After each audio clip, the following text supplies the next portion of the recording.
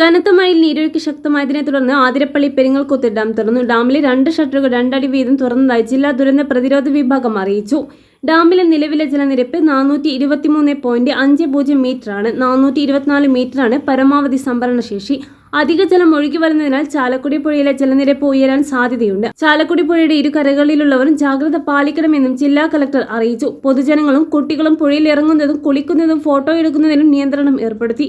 ചാലക്കുടി പുഴയിൽ മത്സ്യബന്ധനത്തിന് കർശന നിയന്ത്രണം ഏർപ്പെടുത്താൻ നിർദ്ദേശിച്ചു. പുഴയുടെ തീരത്തുള്ള വിനോദസഞ്ചാര കേന്ദ്രങ്ങളിൽ കർശന നിയന്ത്രണവും സുരക്ഷയും ഏർപ്പെടുത്താൻ ചാലക്കുടി വാഴച്ചാൽ ഡിവിഷണൽ ഫോറസ്റ്റ് ഓഫീസർമാർക്കും നിർദ്ദേശം നൽകി. ഇടുക്കിയിലെ കല്ലാർകുട്ടി, പാംബ്ല ഡാം എന്നിവ തുറക്കുന്നതിന് ഇടുക്കി ജില്ലാ ഭരണകൂടം അനുമതി നൽകി. കനത്ത മഴയിൽ നീരൊഴുക്ക് ശക്തമായതിനെ തുടർന്നാണ് ഈ 2 ഡാമുകളും തുറന്ന് വെള്ളം പുറത്തേക്ക് ഒഴുകാൻ തീരുമാനിച്ചത്. മുതിരപ്പുഴ, പെരിയാർ എന്നിവയുടെ തീരങ്ങളിലുള്ളവർ ജാഗ്രത പാലിക്കേണ്ടതാണെന്ന് ജില്ലാ ഭരണകൂടം അറിയിച്ചു.